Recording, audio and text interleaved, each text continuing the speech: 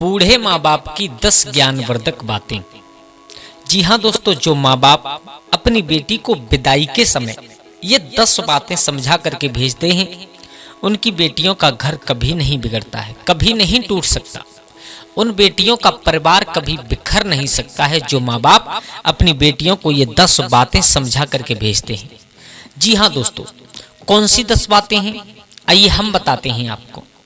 दोस्तों, एक बार एक पिता अपनी बेटी को विदा कर रहा था, आंखों में आंसू थे।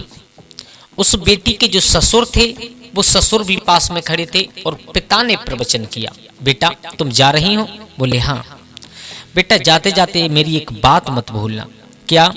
उस पिता ने कहा है, बेटी इन 10 बातों का ध्यान रखना, ये मेरा वादा है कि तुम्हारा घर स्वर्ग लगने लगेगा। कौन सी 10 बातें? तो पिता ने सबसे पहली बात बताई है। वहां पर खड़े हुए लोग सब सुन रहे हैं, यानी जो उस लड़की का दूल्हा था वो भी सुन रहा है, उस लड़की का जो ससुर था वो भी सुन रहा है, सब लोग सुन रहे हैं। पहली बात बताई है, बेटा सबसे पहली बात ये है कि अंदर की आग बाहर मत ले जाना कभी भी। बिटिया ने कहा ठीक है पिताजी। दूसरी बात बेटा ये है कि बाहर की आग कभी अंदर मत लाना। बोले ठीक है पिताजी। और तीसरी बात बेटा ये है कि केवल देने वालों को ही देना। बोले ठीक है। और चौथी बात बेटा ये है कि नहीं देने वालों को कुछ मत देना। पांचवी बात बताई है, बेटा देने वालों को भी देना और नहीं देने वालों को भी देना। नंबर 6, बेटा सुख से बैठना। नंबर 7, बेटा सुख से खाना। नंबर 8, बेटा सुख से सोना। और नंबर 9, आग को संभाल करके बरतना। और बेटा नंबर 10 सबसे बड़ी बात यह है कि घर के देवी देवताओं का आदर हमेशा करना। मेरे भैया पिता ने तो ये 10 बातें बताई, लेकिन जो उस लड़की का ससुर खड़ा होता है वो सोचता है कि ये पिता पागल हो गया है क्या है, अपनी बेटी को कैसी बातें सिखा करके भेज रहा है। इसने सबसे पहली बात ही गलत बोली है कि अंदर की आग बाहर मत ले जाना है। अच्छा, पड़ोसियों को जब आग की जरूरत होती है तो उन्हें देनी पड़ती है। अब उस लड़के यानी उस ससुर के दिमाग में एक बात बैठ जाती है कि इन 10 बातों का मतलब मुझे जरूर जानना है। दोस्तों आइए जानते हैं इस एक प्यारी सी कहानी के माध्यम से। बस आपसे निवेदन है, इस कहानी के अंत में आपको इन 10 बातों का मतलब जरूर आपको मिलेगा, तो कहानी को पूरा जरूर सुनिए। छोटी सी कहानी है, बस आपसे केवल यही निवेदन है, वीडियो को स्किप बिल्कुल ना करें। और अगर आप हमारे गजब ज्ञान यूट्यूब चैनल पर नए दर्शक मेहमान बंधु बनकर के आए हैं तो प्लीज चैनल को सब्सक्राइब कर लें, वीडियो को एक लाइक करके और कमेंट बॉक्स में हर हर महादेव जरूर लिखिएगा। चलो आइए आपका समय ज्यादा बर्बाद ना करते हुए गौर करते हैं एक प्राचीन और प्यारी सी कहानी की तरफ।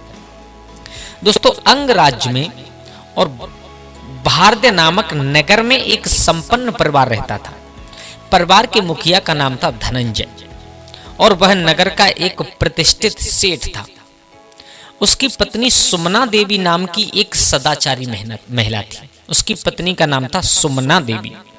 दोस्तों, सेठ धनंजय की एक पुत्री थी जिसका नाम था विशाखा। वह अत्यंत रूपवती, सहृदय और सुशील थी। वह सर्वांग सुंदरी और सर्वगुण संपन्न थी। तरुणाई में भी उसमें असामान्य पौरुष बल और स्त्री सुलभ सौंदर्य तथा आकर्षण के सभी लक्षण थे। उसमें सांसारिक चतुराई भी थी तो मन की गहनता भी थी। दोस्तों, यौवन में प्रवेश करने पर उसका रूप और भी निखर गया। उसके अंग प्रत्यंग में मोहकता की मधुर धारा तरंगित होने लगी। उसमें अद्भुत आकर्षण आ गया, वह मन भावन हो गया। उसके पिता ने उचित वक्त जान करके उसके लिए एक योग्य वर की खोज प्रारंभ की है। दोस्तों, उन्हीं दिनों में एक उत्सव हुआ, यानी जो अंग राज्य था उसका जो भारद्य नामक जो नगर था उसमें एक उत्सव हुआ। विशाखा भी, जो उस धनंजय की बिटिया थी, वो विशाखा भी अपनी सखी और दासियों के साथ में नदी स्नान के लिए और वहां पैदल ही चली गई। दोस्तों, तभी अचानक क्या होता है कि आकाश में बादल घिर आए। देखते ही देखते टपाटप वर्षा की बूंदें गिरने लगी हैं, बारिश होने लगी है। दोस्तों, विशाखा के साथ की सभी युवतियां स्त्रियां और वर्षा के जल से यानी वर्षा के पानी से बचने के लिए भागने लगी हैं और दौड़ती हुई एक विशाल कच्छ में प्रविष्ट हो गई, जो वहीं पर पास में एक कच्छ बना हुआ था उसमें घुस गई हैं। विशाखा ने ऐसी कोई चेष्टा नहीं की। वह अपनी स्वाभाविक चाल और गति से चलती हुई उस कक्ष में प्रविष्ट हुई। हालांकि इस चक्कर में कुछ भींग भी गई वह, पर उसने इसकी कोई परवाह नहीं की। दोस्तों, विशाखा और उसके साथ की स्त्रियां जिस कक्ष में वर्षा से बचने के लिए घुसी थी ना, उस कक्ष में उस वक्त कुछ ब्राह्मण लोग भी बैठे हुए थे। ये समझदार ब्राह्मण कौन थे? ये समझदार ब्राह्मण श्रावस्ती के एक सेठ मिगार के कहने पर उसके पुत्र, जो श्रावस्ती का एक सेठ था जिसका नाम था मिगार, और उनके पुत्र का नाम था पुण्यवर्धन, उस पुण्यवर्धन के लिए एक सुयोग्य बहू की खोज में वहां आए थे। मेरे भैया, ब्राह्मणों को यह देख करके बहुत अचरज हुआ कि सभी लोग तो वर्षा से बचने के लिए इधर उधर भाग रहे थे और वे कन्याएं भी भाग करके कच्छ में आ गई थी, परंतु एक युवती थी जिसने कोई हड़बड़ी नहीं दिखाई। उसने वर्षा से बचने का कोई प्रयत्न नहीं किया और वह आखिर भीग भी गई थी। ब्राह्मणों ने उसे उसकी नादानी समझी। वे सोच रहे थे कि वह भी अन्यों की तरह दौड़ लगाएगी, अपने आप को पानी से बचाएगी, किंतु ऐसा कुछ भी नहीं हुआ था। वह युवती भीग गई, उसके आभूषण भीग गए, उसके वस्त्र भीग गए, फिर भी वह हड़बड़ाई नहीं, उसने दौड़ नहीं लगाई। दोस्तों, ब्राह्मणों को ये बात पच नहीं रही थी कि उसने ऐसा क्यों किया। इस तरह से भींग करके वह अपने रूप यौवन का प्रदर्शन करना चाहती थी क्या? यह सोरसी को अपने सौंदर्य पर इतना घमंड हो गया है क्या? मेरे भैया, ये सब ब्राह्मण आपस में बातें कर रहे थे उन स्त्रियों को, उन लड़कियों को देख करके, और तभी उनमें से एक वरिष्ठ ब्राह्मण ने विशाखा को टोक ही दिया। उसने उससे कहा, ये बात कह दी कि वह इस बात भीगी क्यों? क्या वह भी अन्यों की तरह अपने आप को वर्षा से बचाने के लिए दौड़ नहीं सकती थी क्या? थोड़ा तेज नहीं चल सकती थी क्या? विशाखा ने उस ब्राह्मण की बात का बुरा नहीं माना। दोस्तों देखो, ये होते हैं समझदार बिटियाओं के लक्षण। विशाखा ने और उस ब्राह्मण की बातों का बुरा नहीं माना। अपने पारिवारिक संस्कारों को उसने कभी नहीं विस्मृत किया था। अपने से बड़ों का, वयोवृद्धों का वह सदा सम्मान करती थी। उसे बहुत सौम्यता, बहुत शांति से अपनी बात रखी उन ब्राह्मणों के सामने। वो हाथ जोड़ करके कहती है, हे आर्यजन। विशाखा ने उत्तर देती है, यदि मैं चाहती तो इन सबसे तेज दौड़ सकती थी, परंतु मैंने जानबूझ करके ऐसा नहीं किया। मैं बताती हूँ क्यों। जैसे एक राजा जब तमाम आभूषणों से सुसज्जित होता है तो उसे यह शोभा नहीं देता कि वह अपनी कांच बांध करके महल के प्रांगण में दौड़ लगाता फिरे। जैसे साज सामान से युक्त राजकीय हाथी के लिए यह उचित नहीं कि वह भागना प्रारंभ कर दे, वह दौड़ना प्रारंभ कर दे। जैसे भिक्षुओं के लिए यह शोभनीय नहीं होता है कि वे सामान्य उपासकों की तरह भागते फिरें, दौड़ते फिरें, वैसे ही एक स्त्री के लिए यह गरिमामय नहीं है कि वह एक पुरुष की भांति दौड़ लगाए। मेरे भैया, ब्राह्मण उसका उत्तर सुनकर के स्वयं निरुत्तर हो गए। उनके पास में कोई उत्तर नहीं बचा, किंतु उन्हें बेहद प्रसन्नता भी हुई। विशाखा के तर्क संगत कथन से वे बेहद प्रभावित हुए। उन्हें यह देख करके तुरंत निर्णय ले लिया उन्होंने यह सब देख करके तुरंत निर्णय ले लिया कि मिगार पुत्र जो पुण्यवर्धन के लिए और हम बिटिया की खोज कर रहे हैं, इससे अच्छी कोई हमें लड़की मिल ही नहीं सकती। दोस्तों, केवल उस लड़की जो विशाखा थी, उस लड़की की केवल इतनी सी बात पर ही ब्राह्मण रीझ गए। अब ब्राह्मणों ने लौट करके सेठ मिगार को और अपना समाचार दिया है।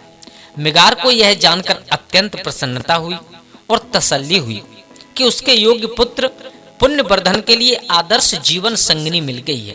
किंतु अभी तो बस सयाने ब्राह्मण का संदेश ही था ना, बात तो आगे बढ़ानी होगी, बन जाए तभी बात मानी जाएगी। मेरे भैया, इस तरह एक दिन दोनों पक्षों का मिलन हो जाता है। दोनों लगभग एक बराबर के ही स्थिति के थे। लड़का और लड़की भी एक दूसरे के उपयुक्त थे। दोनों स्वस्थ थे, दोनों सुंदर थे, सुयोग्य थे, सुशील थे और समवयस्क भी थे। दोनों नौजवान थे। दोस्तों, दोनों परिवारों में कोई अंतर नहीं था। अंतर था तो केवल एक था कि वो अलग अलग पंथ को मानने वाले थे। धनंजय का परिवार तो किसी और पंथ में था और वहीं मिगार का परिवार किसी और पंथ का अनुयायी था। परंतु उनकी यह पंथ भिन्नता पुण्यवर्धन और विशाखा के विवाह में बाधक नहीं बन सकी।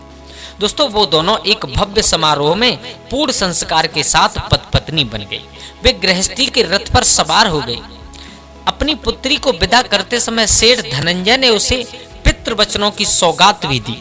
धनंजय ने विशाखा से कहा कि नए घर में वह इन बातों का ख्याल रखे, वह इनका पालन करेगी तो उसका विवाहित जीवन हमेशा सुखी रहेगा।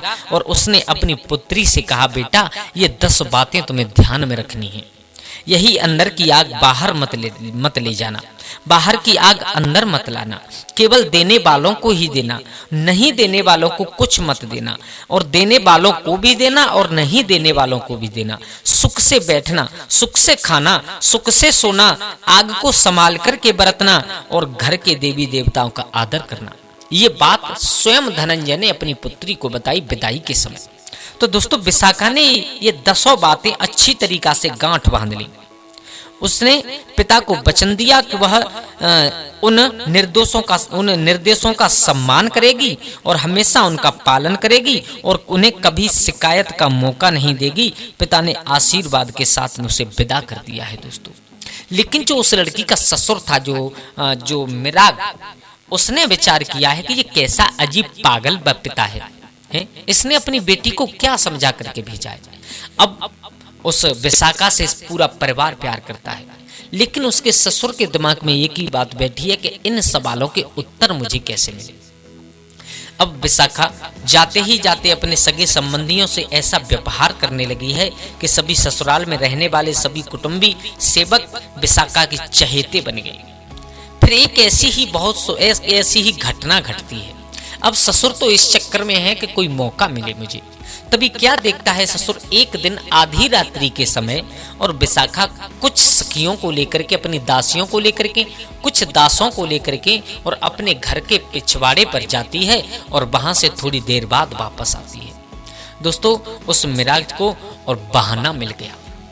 उसने कहा कि मैं ऐसी कुलच्छड़ी बहू को कभी घर में नहीं रख सकता, अब तो तुझे यहाँ से निकलना पड़ेगा।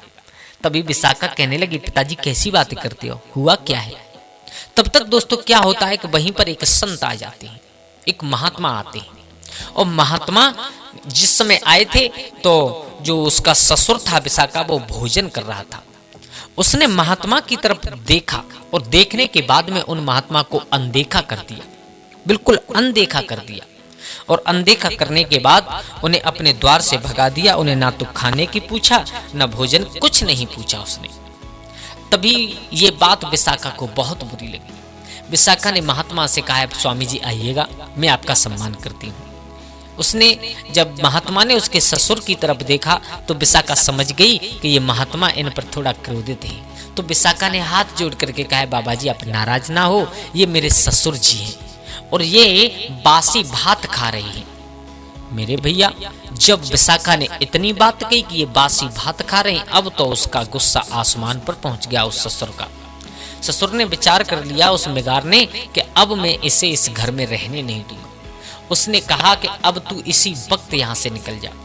तो वो विशाखा बोली है, मैंने कोई भाग करके शादी नहीं की है, मेरा विवाह हुआ है, तुम्हारे बेटे के साथ में मेरी 7 भामर पड़ी है।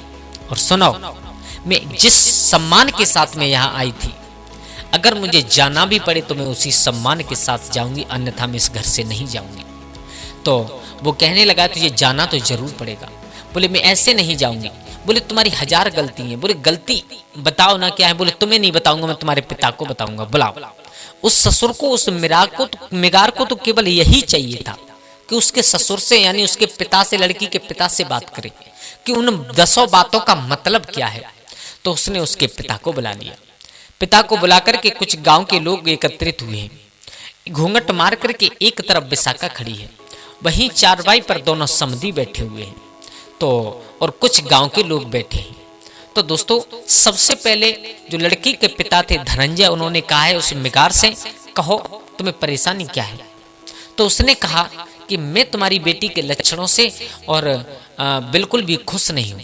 बोले मेरी बेटी में ऐसे क्या लक्षण हैं? बोले सबसे पहली कमी तो ये है कि क्या ऐसा हो सकता है कि एक कुलीन बहू और आधी रात के समय सेवक सेविकाओं के साथ घर के पिछवाड़े पर जाए और 1 घंटा व्यतीत करने के बाद आए हैं? ऐसा क्या है? ये कोई बहू का सदाचरण है? आहा, बहू मुस्कुरा गई। बोले पिताजी, अपने ससुर से कहने लगे, पिताजी आप समझ नहीं पाए। बोले क्यों? बोले मैं पहली बात तो अकेली नहीं गई थी, दूसरी बात में कुछ दास दासियों को साथ लेकर के गई थी। जो मैं बात आपको बता रही हूं इसका मतलब क्या है? अगर इसमें आपको कुछ गलती निकले तो मुझे आप यहां से तुरंत निकाल दीजिए। बोले बताओ क्यों गई थी तुम? और आधी रात्रि के समय ये कोई सदाचार है? बोले पिताजी आप सो रही थी और मेरे घर के पीछे एक घोड़ी थी और उस घोड़ी की सेवा करने के लिए मैं गई थी। ससुर कहने लगे तू पागल पागल है बिल्कुल, हैं? आधी रात्रि के समय घोड़ी की सेवा कौन करता है? बोले पिताजी वो प्रसव पीड़ा से बहुत बुरी तरीके से कराह रही थी और मैंने विचार किया कि मैं अगर अपने ससुर अपने पति को जगाऊंगी तब तक काफी देर हो जाएगी, इसलिए मैं कुछ सेवक सेविकाओं को लेकर के वहां पर पहुंची और मैंने उसको थोड़ा सा सहारा दिया तो प्रसव काल में उसे बिल्कुल समय नहीं लगा। मेरे भैया इस बात की गवाही देने के लिए उस जगह पर सेवक और सेविकाएं खड़ी थी। अब पहली बात उसने सत्य कर दी। अब उसने कहा अच्छा दूसरी बात हमें क्रोध इस बात पर है कि एक दिन एक संत आया था भीख मांगने, तो इस लड़की ने कहा था कि मेरे ससुर बासी भात खा रहे हैं, इसने मेरी कितनी बेइज्जती की। वो लड़की फिर हंसने लगी है। बोले पिताजी आप नहीं समझ पाए। बोले क्यों? बोले तुम उन संत को चाहते तो भोजन उन संत को भी भोजन खिला सकते थे, लेकिन तुमने उन संत को देख करके पीठ फेर ली उनकी तरफ। तो मेरा कहने का मतलब ये हुआ था उस बात का कि आपने जो अगले जन्म में कुछ पुण्य किए थे उनके बदले आप अपना सुख भोग रहे हैं, अन्यथा इस जन्म में आपने कोई ऐसा पुण्य नहीं किया जो कि आप अगले जन्म में उसका सुख भोगे, इसलिए आप पिछले जन्म के कर्मों का फल भोग रहे हैं जो इतने सुखी हो। तो मैंने यही कहा था कि आप बासी भात खा रहे हैं, यानी पिछले जन्मों का कर्म भोग रहे हैं। अब उस मेगार के पास में कोई बात नहीं थी जो उसके पास में रखे, तो उसने कहा अच्छा चलो ठीक है, ये बात तो सब ठीक है, लेकिन तुम्हारे पिता ने विदाई के समय एक बात कही थी, तुम्हारे पिता भी बहुत बड़े पागल हैं, उन्होंने ये कहा था कि जाओ और अंदर की आग बाहर मत ले जाना। अच्छा एक बात बताओ, पड़ोसियों को जरूरत पड़ती है तो क्या घर से हम अपने से आग नहीं दे सकते? उस लड़की ने विचार किया कि इससे अच्छा मौका कोई नहीं मिलेगा, उत्तम मौका है। उसने तय कर लिया कि वह अपने पिता के 10 निर्दोषों का वास्तविक अर्थ से आज समझाएगी। इस प्रकार उसने इन निर्दोषों का स्पष्टीकरण व्याख्या की है। उस लड़की ने कहा सुनिए पिताजी, मेरे पिता ने सबसे पहली बात कही थी कि घर के अंदर की यानी अंदर की आग बाहर मत ले जाना। तो इसका मतलब क्या था? इसका मतलब ये था कि पत्नी को अपने पति और सास ससुर की बुराई दूसरों से कभी नहीं करनी चाहिए, अर्थात उसे घर की बात घर बाहर नहीं ले जानी चाहिए। जो स्त्री अपने घर की बातों को बाहर दूसरों से कहती है वो स्त्री सदाचारी स्त्री नहीं हो सकती। और दूसरी बात ये कही थी कि बाहर की आग अंदर मत लाना। तो इसका मतलब ये होता है कि पत्नी को दूसरे के घरों की बातें अपने घर में कभी नहीं लानी चाहिए। उनके घर में क्या चल रहा है उनके घर में देख करके आप उसी प्रकार बर्ताव करेंगे तो आपका घर भी उजड़ जाएगा। और सुनिएगा, तीसरी बात कही थी कि केवल देने वालों को ही देना। तो इसका मतलब ये था कि वस्तुएं हमेशा उन लोगों को ही देनी चाहिए उन्हें निश्चय समय पर जो वापस कर दे, और जो लोग वापस नहीं कर पाते हैं उन्हें कभी नहीं देनी चाहिए। क्योंकि चौथी बात ये कही थी कि नहीं देने वालों को कभी नहीं देनी चाहिए। तो इसका मतलब यही है कि ऐसे व्यक्तियों को कोई वस्तु कभी नहीं देनी चाहिए जो लौटा नहीं पाते हैं, जो बेईमान प्रवृत्ति के हुआ करते हैं। अब पांचवी बात ये थी कि देने वालों को भी देना चाहिए और नहीं देने वालों को भी देनी चाहिए। तो सुनो, इसका केवल एक ही मतलब था कि निर्धन कुटुंबी जन हो, यानी निर्धन अपने परिवार वाले हों, और मित्र अगर कोई निर्धन है या दरवाजे पर कोई भिखारी आ रहा है जिससे हकीकत में उस चीज की जरूरत है, तो उसे कभी भी लौटाने की दशा में अगर वो नहीं है, चाहे वो लौटा पाए या ना लौटा पाए, लेकिन उनकी मदद हमेशा ही करनी चाहिए। इसका मतलब ये है। छठवीं बात आपकी मेरे पिता की ये थी कि सुख से बैठना चाहिए। तो पत्नी को शालीनता से हमेशा बैठना चाहिए। अपने सास ससुर या पति को देख करके और उसे खड़े रहना चाहिए, बैठना कभी नहीं चाहिए। इसका मतलब होता है कि सुख से बैठना चाहिए। और नंबर 7 बात यह है कि सुख से खाना चाहिए। यानी इस बात का मतलब यह है कि स्वयं भोजन करने से पूर्व पत्नी को यह सुनिश्चित कर लेना चाहिए कि उसके सास ससुर पति ने भोजन कर लिया है। उसे यह भी सुनिश्चित कर लेना चाहिए कि उसके सेवकों की अच्छी देखभाल हो रही है या नहीं हो रही है। और नंबर 8 का मतलब यह है कि सुख से सोना चाहिए। इसका मतलब क्या है? सोने से पहले पत्नी को यह सुनिश्चित कर लेना चाहिए कि सारे दरवाजे बंद कर लिए गए हैं, घर का सामान सुरक्षित है, नौकरों ने अपने अपने काम समाप्त कर लिए हैं और सास ससुर सोने चले गए हैं। पत्नी को प्रतिदिन नियम से सुबह जल्दी उठना चाहिए और अगर वह अस्वस्थ नहीं है तो उसे दिन में कभी नहीं सोना चाहिए। पिताजी, आपकी 8वीं बात का मतलब तो ये था। और नंबर 9 बात यह है कि आग को संभाल करके बरतना चाहिए। तो इसका मतलब ये है कि सास ससुर और पति को अग्नि के समान ही समझ करके और सावधानी पूर्वक उनकी सेवा करनी चाहिए हमेशा। और नंबर 10 बात यह है कि घर के देवी देवता का आदर सत्कार करना चाहिए। तो पिताजी, सास ससुर और पति से बड़ा कोई देवी देवता नहीं होता। तो घर के देवी देवताओं का मतलब यही है। तो यही मेरे पिता ने बातें कही थी। अगर आपको इन 10 बातों में कोई बात गलत लगती है तो आप मुझे बेशक घर से निकाल दीजिएगा। दोस्तों, वो मेगार की आंखों में आंसू आ गए। उसकी आंखें खुल चुकी थी कि वो कितना बड़ा पागल है। उसके पुत्र की उसका जो बेटा है, उसकी पत्नी कितनी चतुर है। हाँ दोस्तों, ये 10 बातें होती हैं। इन बातों को जो इंसान अपनी बेटी को विदाई के समय और सिखा करके समझा करके भेजता है, उस बेटी का कभी घर बर्बाद नहीं हो सकता। तो दोस्तों, आशा करता हूँ आप लोगों को ये कहानी बहुत प्रिय लगी होगी। अगर अच्छी लगी हो तो प्लीज कमेंट बॉक्स में हर हर महादेव जरूर लिखें। अपने दोस्तों के साथ में शेयर जरूर कर दें। एक वीडियो को प्यारा सा लाइक कर दें। चैनल को सब्सक्राइब करें। आज के लिए बस इतना ही। कल फिर मिलते हैं किसी एक नई कहानी, एक नई चर्चा के साथ। तब तक के लिए सभी लोग आनंदित रहें, खुश रहें। जय श्री राधे, जय श्री राम।